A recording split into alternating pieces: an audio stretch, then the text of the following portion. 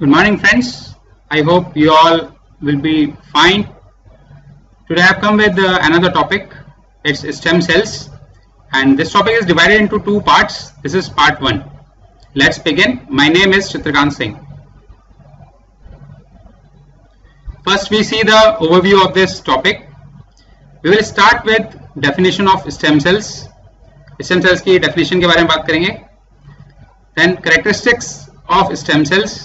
Stem cells की क्या characteristics होती हैं वो देखेंगे. Process of stem cell differentiation. Stem cell differentiation जो होता है उसका क्या तरीका होता है वो देखेंगे. Then grouping of stem cells depending on differentiation. Stem cells को डिफरेंशिएशन के बेसिस पे कैसे ग्रुपिंग की जाती है उसकी वो चीज देखेंगे. Then types of stem cells. Stem cells कितने टाइप्स के होते हैं वो देखेंगे. Definition of stem cells. A stem cell is a cell with a unique ability to develop into specialized cell types in the body. Stem cell एक ऐसा cell होता है जिसके अंदर अपनी एक खासियत होती है कि वो बॉडी के अंदर जो भी स्पेशलाइज्ड सेल होते हैं उन सेल की तरह वो स्टेम सेल अपने को ट्रांसफॉर्म कर लेता है, अपने को चेंज कर लेता है, वो स्पेशलाइज्ड सेल की तरह बन जाता है. It provides new cells for the body as it grows and replace specialized cells that are damaged or lost. Stem cells जो होते हैं वो बॉडी को नए सेल्स प्रोवाइड करते हैं जैसे जैसे बॉडी ग्रो करती है, और जो हमारे स्पेशलाइज्ड सेल्स होते हैं जो डैमेज हो जाते हैं उनको रिप्लेस भी करता है स्टेम सेल. उनको एक तरह से जो सेल हमारा खराब हो गया बॉडी का उसको हमने स्टेम सेल से रिप्लेस कर दिया, देन बॉडी अपना नॉर्मल उसमें रूटीन में काम करना स्टार्ट कर देती है. सो ये डेफिनेशन है स्टेम सेल की. देन ये एक डायग्राम दिखाया है, इसमें stem cell is giving more stem cells, मतलब कि एक स्टेम सेल से बहुत सारे स्टेम सेल हो जाते हैं, तो एक स्टेम सेल डिवाइड हो के बहुत सारे स्टेम सेल बना देता है. Now we will see characteristics of stem cells. First है इसमें they are capable of dividing and renewing themselves for long periods. मतलब ये इनके अंदर एक अपनी खासियत होती है कि ये डिवाइड होते रहते हैं और दोबारा रिन्यू होते रहते हैं एक लंबे समय तक. And they are not like muscle cells, blood cells और nerve cells which do not normally replicate themselves. अब ये स्टेम सेल्स जो होते हैं ये हमारे जो नॉर्मल सेल्स होते हैं उनसे अलग होते हैं. मतलब ये मसल सेल की तरह नहीं होते, ना ये ब्लड सेल की तरह होते हैं, ना नर्व सेल की तरह होते हैं. क्यों? क्योंकि ये जो सेल्स हैं, मसल सेल हुआ या ब्लड सेल हुआ या नर्व सेल हुआ, ये एक बार अगर मतलब ये इनके अंदर क्या होता है, इनके अंदर वो प्रॉपर्टी नहीं होती कि अपने आप को रेप्लिकेट कर पाए. लेकिन स्टेम सेल्स के अंदर प्रॉपर्टी होती है कि वो अपने आप को रेप्लिकेट कर पाता है और वो डिवाइड होकर अपने आप को रिन्यू कर पाता है फॉर एक लंबे समय तक. Second point is stem cells are unspecialised. मतलब इनका कोई स्पेशल फंक्शन नहीं होता स्टेम सेल का, ये अनस्पेशलाइज्ड सेल्स होते हैं. It does not have any tissue specific structures that allow it to perform specialised functions. मतलब इनका कुछ स्पेसिफिक स्ट्रक्चर भी नहीं होता जो कि एक पर्टिकुलर फंक्शन को परफॉर्म करने के लिए यूज होता है. फॉर एग्जांपल जैसे a stem cell can't work with its neighbours to pump blood through the body like a heart muscle cell. अब जैसे हम समझें कि हार्ट मसल सेल जो होगा हमारा, वो क्या होगा, उसका काम होता है कि जो ब्लड होता है उसको पंप करना थ्रू द बॉडी. तो स्टेम सेल वो काम नहीं कर सकता. Second, it can't carry oxygen molecules through the blood stream like a red blood cell. जैसे हम सब लोग जानते हैं कि जो आरबीसी होता है, रेड ब्लड सेल होता है, उसका काम होता है कि वो ऑक्सीजन को कैरी करके ब्लड स्ट्रीम के थ्रू पूरे शरीर में पहुंचाता है. तो स्टेम सेल जो होता है वो ये काम भी नहीं कर सकता अपनी ओरिजिनल फॉर्म में. थर्ड पॉइंट जो है, जो कि बहुत इंपॉर्टेंट है, कि stem cells can give rise to specialised cells. मतलब स्टेम सेल से हम स्पेशलाइज्ड सेल्स जो होते हैं वो बना सकते हैं, बट स्टेम सेल अपने आप में ओरिजिनल सेल की तरह काम नहीं कर सकता. हाँ, उसको हम चेंज करके स्पेशलाइज्ड सेल बना सकते हैं. तो when unspecialised stem cells give rise to specialised cells the process is called differentiation. जब एक अनस्पेशलाइज्ड स्टेम सेल है उससे हमने क्या हुआ कि स्पेशलाइज्ड सेल बना लिया, तो इस प्रोसेस को जो कन्वर्जन का प्रोसेस है अनस्पेशलाइज्ड से स्पेशलाइज्ड होना, उस प्रोसेस को हम कहेंगे डिफरेंशिएशन. अब हम देखते हैं कि what is the process of stem cell differentiation, कि कैसे प्रोसेस मतलब कैसे होता है ये डिफरेंशिएशन का process. First point is it involves the changing of a cell to a more specialised cell type involving a switch from proliferation to specialisation. मतलब कि ये क्या होगा कि एक नॉर्मल सेल है, अब ये स्टेम डिफरेंशिएशन प्रोसेस के थ्रू स्पेशलाइज्ड सेल बनेगा। इसमें क्या होगा कि इसके अंदर जो कैरेक्टरिस्टिक्स होंगी सेल की वो स्पेशलाइज्ड कैरेक्टरिस्टिक्स होंगी, मतलब वो एक पर्टिकुलर काम को करने की कैरेक्टरिस्टिक्स इस सेल के अंदर डाली जाएंगी। Second point is this involves a succession of alterations in cell morphometry, membrane potential, metabolic activity and responsiveness to certain signals. अब क्या है कि अब क्योंकि हम इसको चेंज कर रहे हैं, इसको हम एक पर्टिकुलर सेल का जो फंक्शंस हैं उसको करने के लिए हम बना रहे हैं, स्टेम सेल को हम ट्रांसफॉर्म कर रहे हैं, तो इसके ओवरऑल स्ट्रक्चर में भी चेंज होगा, इसकी जो मेम्ब्रेन होगी सेल की उसमें भी चेंज होगा, इसके फंक्शनिंग मेटाबॉलिक एक्टिविटी मेटाबॉलिज्म की जो मतलब जिसकी एक्टिविटी है उसमें भी चेंज होगा, और कि ये सर्टेन रेस्पॉन्स मतलब ये रेस्पॉन्स दे सके उन सिग्नल्स को जिस सेल को ये रिप्लेस कर रहा है, जो सेल डैमेज है जिसको ये रिप्लेस कर रहा है, वो जो काम कर रहा था अब हमारे ये स्टेम सेल करेगा।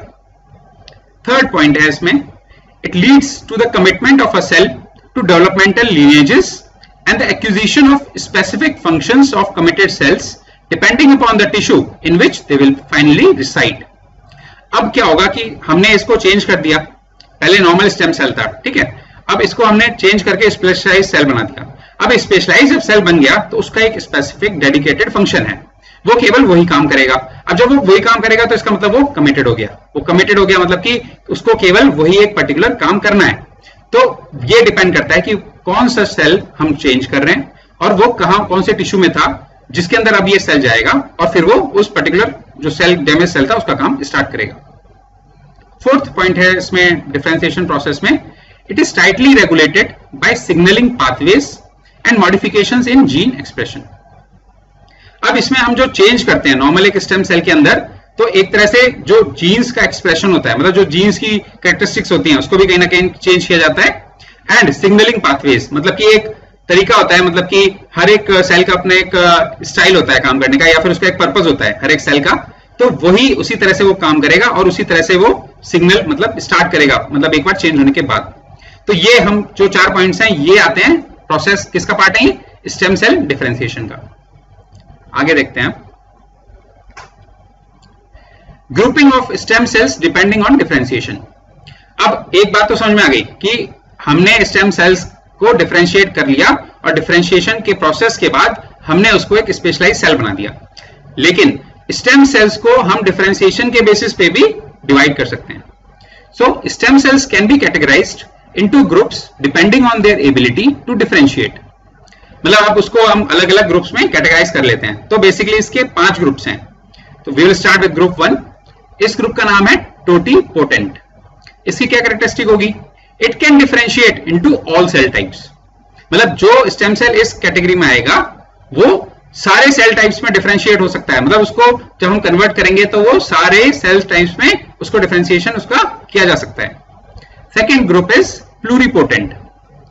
प्लूरिपोटेंट में जो है उसकी कैरेक्टरिस्टिक है it can differentiate into almost all cell types. अब ये भी लगभग सारे सेल टाइप्स में डिफरेंशिएट किया जा सकता है। Third is multipotent. इसकी कैरेक्टरिस्टिक हुई can differentiate into a related family of cell types. ये मल्टीपोटेंट जो ग्रुप है ये केवल एक रिलेटेड फैमिली होगी जो सेल्स की, केवल उसमें ही डिफरेंशिएट किया जा सकता है, ना कि सारे सेल टाइप्स में। ठीक है, तो ये डिफरेंट हुआ टोटीपोटेंट और प्लूरिपोटेंट से। The next group is oligopotent. इसमें क्या है, it can differentiate into few different cells. ये बहुत ही सिलेक्टेड फ्यू मतलब कि कम जो सेल्स होंगे केवल उन्हीं के अंदर ये इसको हम डिफरेंशिएट कर सकते हैं। तो वो ग्रुप कौन सा होगा, ओलिगोपोटेंट। नेक्स्ट ग्रुपिंग जो है इसमें दैट इज यूनिपोटेंट। इसकी कैरेक्टरिस्टिक है it can produce one cell type only. ये अब बाकी सब ग्रुपिंग से बिल्कुल अलग हो गया। यूनिपोटेंट जो होगा सेल जो होगा स्टेम सेल, उसकी स्पेशल कैरेक्टरिस्टिक है कि वो केवल एक ही सेल टाइप में डिफरेंशिएट हो सकता है। तो इस तरह से इसकी 5 ग्रुप्स हैं स्टेम सेल्स के। अब हम देखते हैं टाइप्स ऑफ स्टेम सेल्स, मतलब स्टेम सेल्स कितने टाइप्स के होते हैं। So there are 3 main types of stem cells, 3 तरह के होते हैं basically. First is embryonic stem cells, second adult stem cells and third is induced pluripotent stem cells. Embryonic stem cell हो गया पहला, दूसरा है adult stem cell and third is induced pluripotent stem cells. अब देखते हैं ये होता क्या है। Embryonic stem sales, so embryonic stem cells supply new cells for an embryo as it grows and develops into a baby। तो basically ये जो सेल होता है ये एम्ब्रियो के टाइम पे जो होता है उस टाइम पे नए सेल्स सप्लाई करता है जब एम्ब्रियो का डेवलपमेंट होता है। जब एम्ब्रियो जो है वो ग्रो होता है और डेवलप करता है बेबी में, तो उस टाइम पे इन सेल्स की जरूरत पड़ती है। इनकी सेकंड कैरेक्टरिस्टिक है these stem cells are said to be pluripotent. ये कौन सी कैटेगरी के हुए, कौन से ग्रुपिंग के हुए, ये प्लूरिपोटेंट ग्रुपिंग के हुए, which means that they can change into any cell in the body। ठीक है, इसका मतलब क्या हुआ कि ये स्टेम सेल्स जो होंगे ये किसी भी सेल में चेंज हो जाएंगे बॉडी के अंदर, तो इसलिए इन्हें हम प्लूरिपोटेंट कह रहे हैं।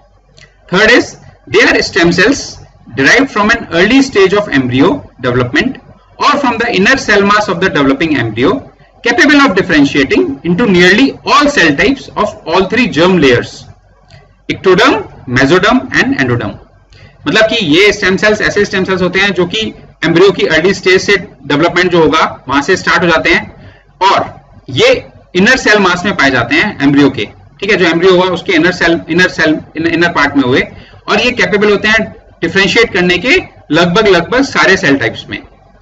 तो 3 लेयर्स होती हैं। फर्स्ट इज इक्टोडर्म जिसको हम कहते हैं एक्सटीरियर लेयर एम्ब्रियो की, सेकंड इज मेसोडर्म इसको हम कहते हैं middle layer and third is endoderm इसको हम कहते हैं प्रॉक्सिमल लेयर, मतलब सबसे अंदर वाली लेयर। तो 3 लेयर्स में डिवाइड हो गया, इक्टोडर्म एक्सटीरियर लेयर सबसे बाहर वाली, मेसोडर्म उसके अंदर वाली मिडिल लेयर एंड एंडोडर्म जो प्रॉक्सिमल लेयर होती है सबसे अंदर वाली। Next is adult stem sales. Adult stem cells are new cells of as an organism grows and to replace cells that get damaged। मतलब जैसे जैसे एक ऑर्गेनिज्म जो होगा वो ग्रो करेगा उसमें अडल्ट स्टेम सेल्स यूज होते हैं एंड टू रिप्लेस सेल्स, मतलब जो सेल मान लीजिए डैमेज हो जाते हैं हमारे, उसमें भी अडल्ट स्टेम सेल्स का यूज किया जा सकता है। Adult stem cells are said to be multipotent which means ये कौन सी कैटेगरी के हुए अब अडल्ट स्टेम सेल्स, ये हुए हमारी मल्टीपोटेंट कैटेगरी के, which means that they can change only into some cells in the body, not any cell। Multipotent का मतलब हमने देखा था कि ये केवल कुछ सेल्स में ही चेंज हो सकते हैं बॉडी के अंदर, ना कि किसी भी सेल में। तो ये हमें डिफरेंस देखना है एम्ब्रियोनिक स्टेम सेल में और अडल्ट स्टेम सेल में। अब इसमें भी 2 टाइप्स के होते हैं। फर्स्ट इज ब्लड और haematopoietic stem cells can only replace the various types of cells in the blood. अब जैसे अगर ब्लड स्टेम सेल्स की बात कर रहे हैं हम, तो वो किसको रिप्लेस कर पाएंगे, केवल ब्लड के अंदर जो सेल्स होंगे उन्हीं को। सेकेंड इज स्किन और epithelial stem cells provide the different types of cells that make up our skin and hair. Skin stem cells जो होंगे अब वो कौन से, वो किसको रिप्लेस करेंगे, केवल उन्हीं सेल्स को जो कहां पर है, या तो हमारी स्किन में है या फिर हेयर में। तो ये स्पेसिफिक सेल्स हुए जो एक पर्टिकुलर उसको ही रिप्लेस कर रहे हैं। Next is induced pluripotent stem cells. ये थर्ड ग्रुपिंग, ये third type of stem cell है। इंड्यूस्ड प्लूरिपोटेंट स्टेम सेल्स और इनको दूसरा हम आईपीएस भी कहते हैं छोटे, उसमें iPS cells are stem cells that scientist make in the laboratory. मतलब ये वो सेल्स हुए जो साइंटिस्ट लेबोरेटरी के अंदर बनाते हैं। Induced means that they are made in the lab by taking normal adult cells like skin और blood cells and reprogramming them to become stem cells. मतलब ये क्या हुआ, इसको कैसे बनाया जाता है लैब के अंदर कि नॉर्मल एक अडल्ट सेल ले लिया, ठीक है, या स्किन का एक सेल ले लिया, ब्लड सेल ले लिया हमने, उसको रिप्रोग्राम किया जाता है, मतलब उसको ट्रांसफॉर्म किया जाता है जिससे कि वो फिर उसको फाइनली कन्वर्ट करके स्टेम सेल बना दिया जाता है। इसलिए इसको कह रहे हैं हम induced stem cells. Third characteristic इसकी जो है वो है it's just like embryonic stem cells. ये एम्ब्रियोनिक स्टेम सेल्स की तरह होते हैं, दे आर प्लूरिपोटेंट, ये प्लूरिपोटेंट कैटेगरी के होते हैं, so they can develop into any cell type. जैसे कि एम्ब्रियोनिक में भी हमने देखा था कि वो भी किसी सेल टाइप में डेवलप हो सकते थे, किसी भी, इसी तरह से ये भी प्लूरिपोटेंट कैटेगरी में आते हैं and they can also develop into any cell type. तो ये 3 टाइप्स ऑफ स्टेम सेल्स हो गए। ये हमारा पार्ट 1 था स्टेम सेल्स का। Thank you so much for learning, and tune in to see part 2 also, which will be coming soon. In case of any query, do mail us at ambitiousbaba1@gmail.com. Thank you so much.